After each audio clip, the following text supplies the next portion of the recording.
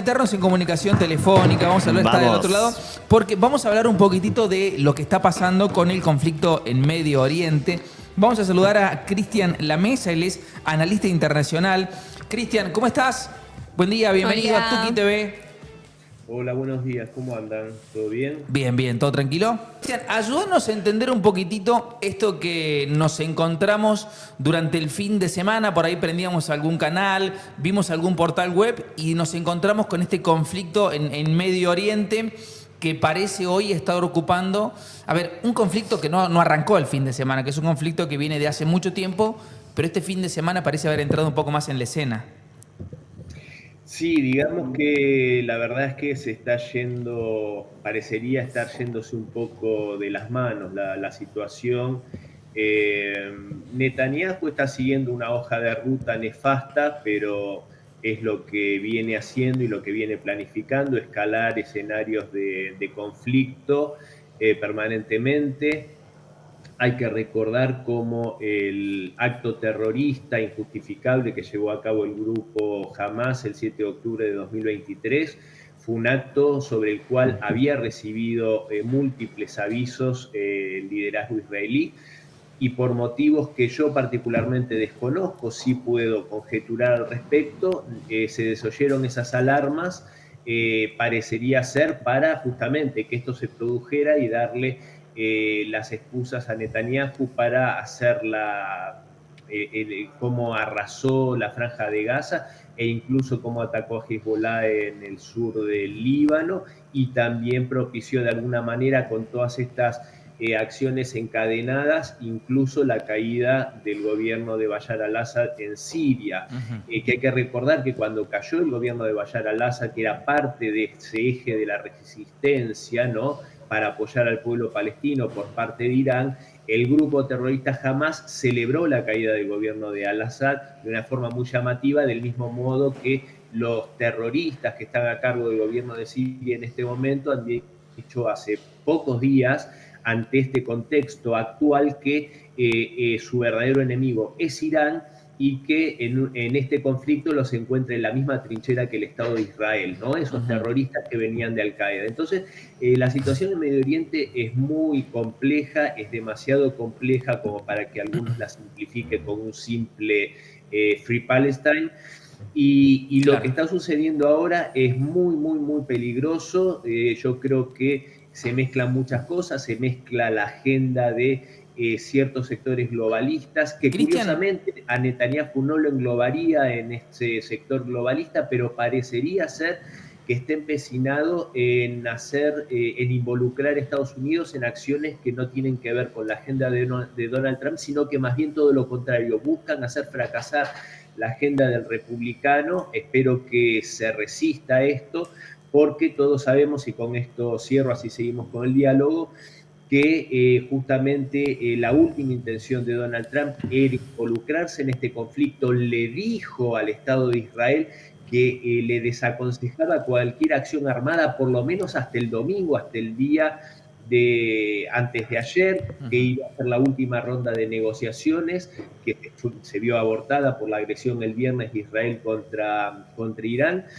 Entonces realmente es un escenario muy, muy, muy riesgoso. Cristian, cuando nos encontramos con este ataque, algunos portales de afuera, no sé, por ejemplo, la BBC, entre otros que por allí eran los que primero empezaban a hacerse eco, hablaban de que habían atacado porque había un posible conflicto nuclear.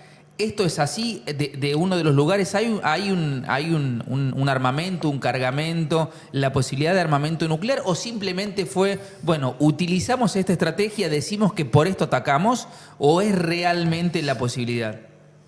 Mira, a ver, en el derecho internacional no está contemplado la figura de ataque preventivo. Eso es una Claro. versión que no existe en el derecho internacional. Lo único que se contempla, y a raíz de esto creo que el líder iraní dijo que la historia registre que esta guerra la comenzó Israel.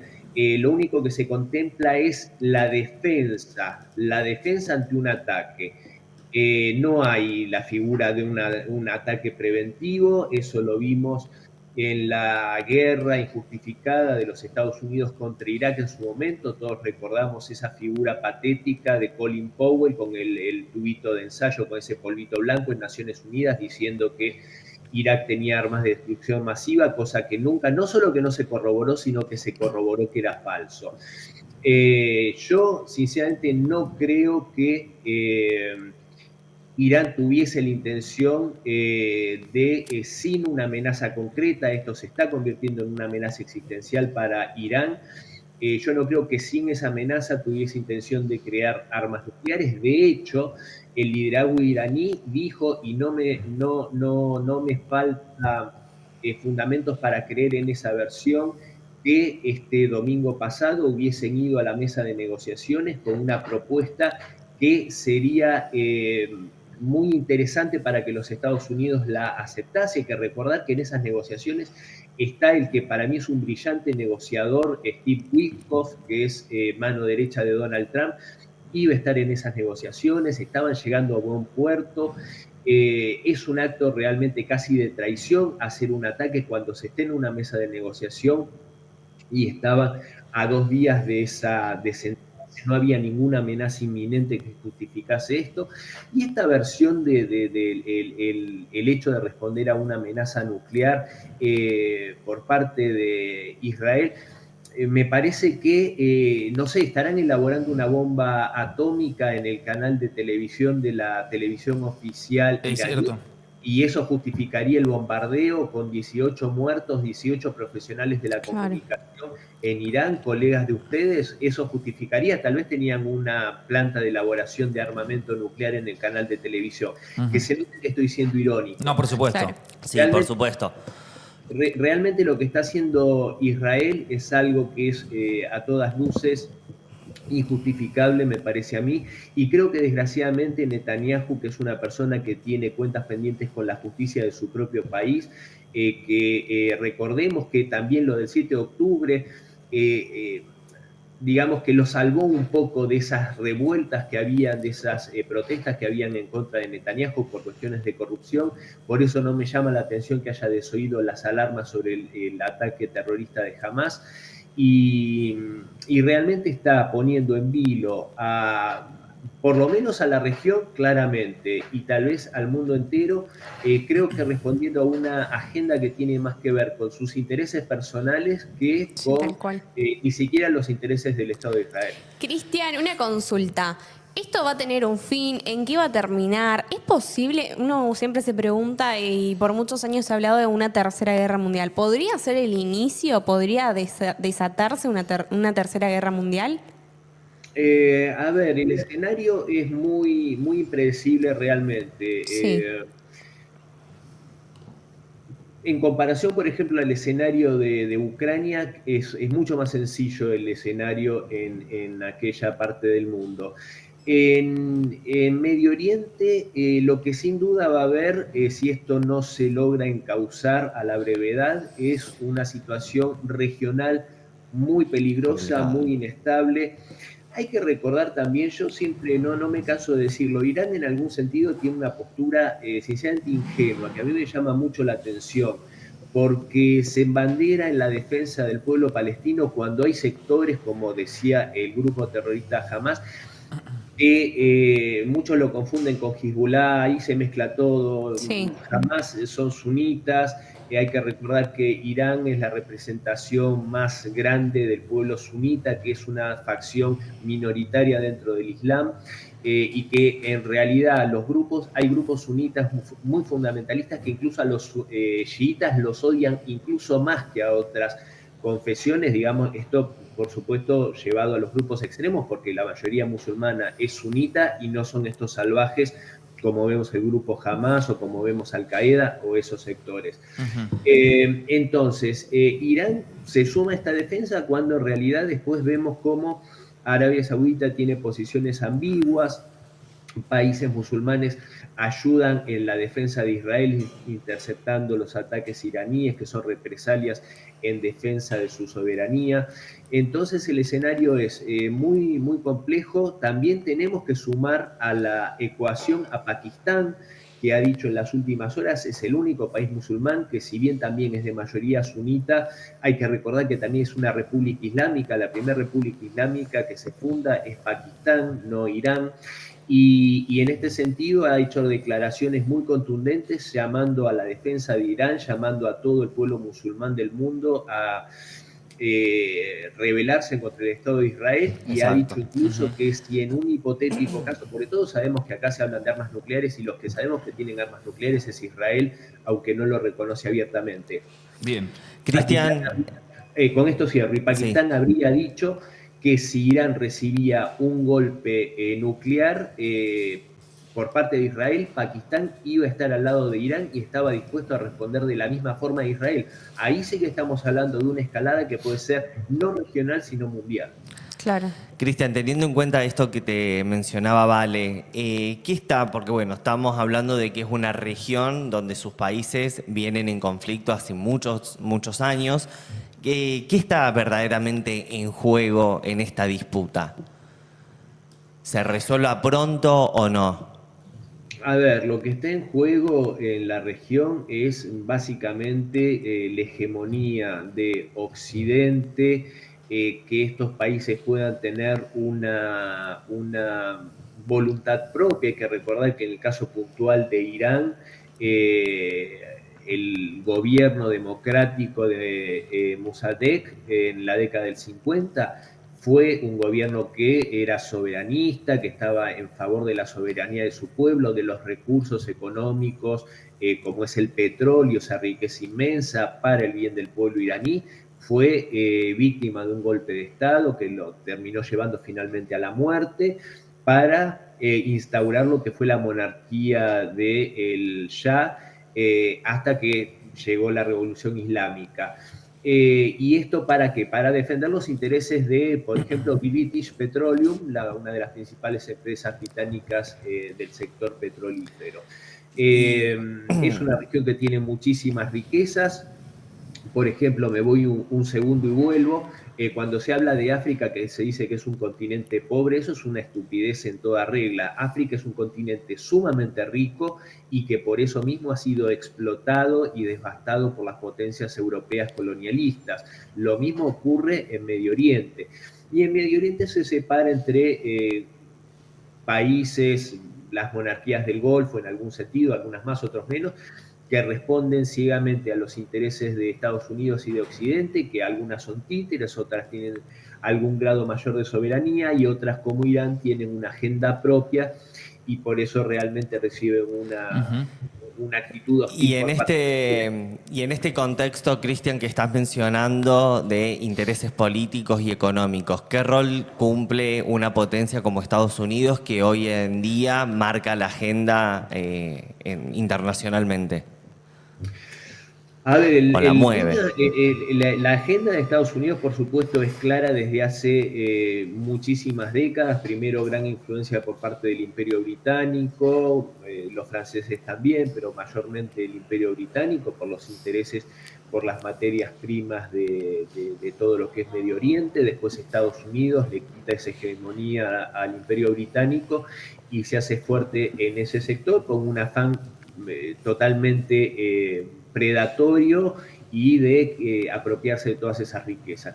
Y también de sembrar siempre focos de discordia, aprovechando justamente esas hostilidades entre sunitas, chiitas, después el tema del Estado de Israel, que hay que recordar que el Estado de Israel se funda, el primer país que lo apoya es la Unión Soviética, y que lo apoya, que lo reconoce internacionalmente y que lo ayuda incluso con armamento en la guerra de independencia. Después el Estado de Israel viró hacia una alianza occidental con Estados Unidos y siempre fue el factor de discordia y hoy se incrementa.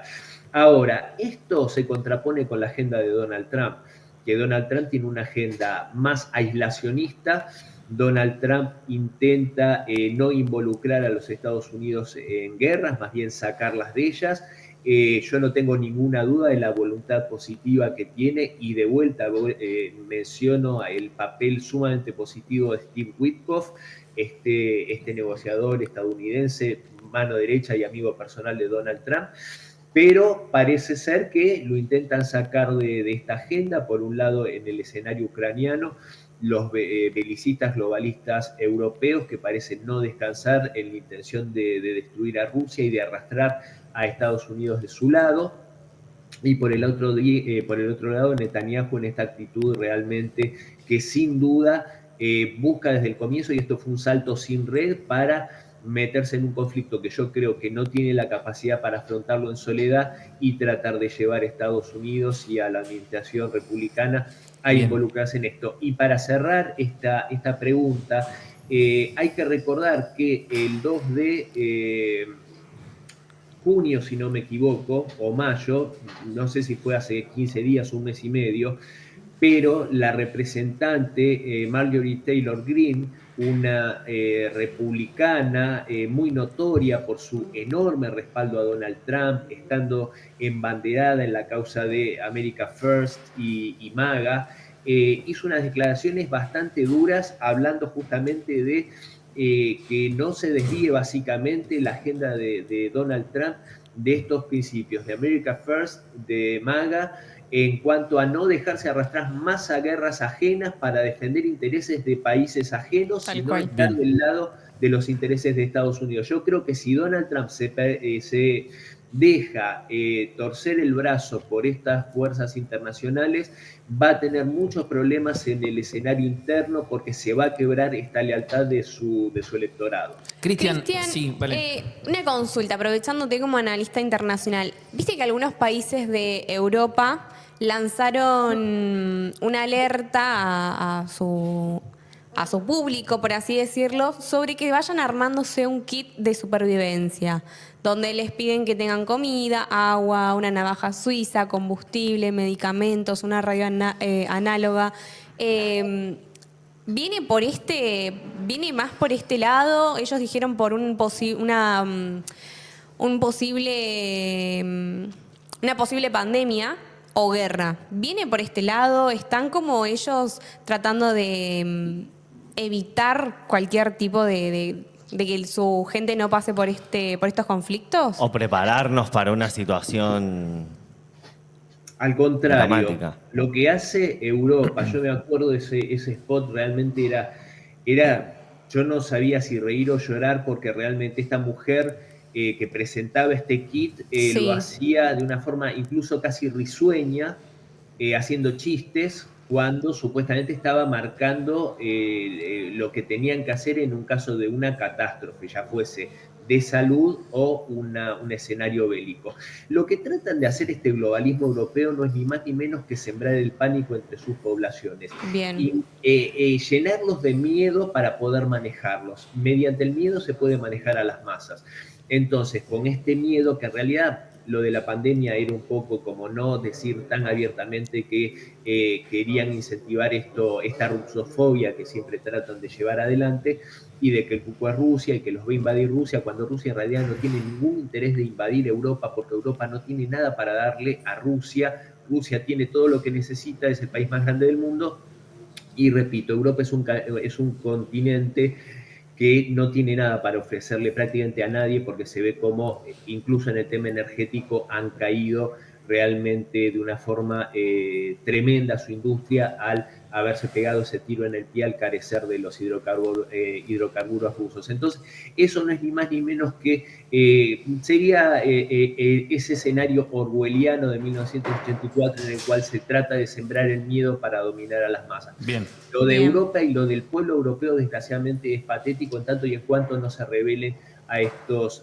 líderes globalistas. Cristian, gracias. Te mandamos un abrazo grande. Un Excelente. placer charlar contigo. Hasta la próxima. Gracias, Cristian. a ustedes. Siempre es un placer charlar con ustedes y les mando un gran abrazo. Gracias, Cristian. Gracias. Abrazo. Cristian Lamesa, analista internacional, explicando, ayudándonos a entender el conflicto Israel-Irán que se Qué vive en loco lo mencioné.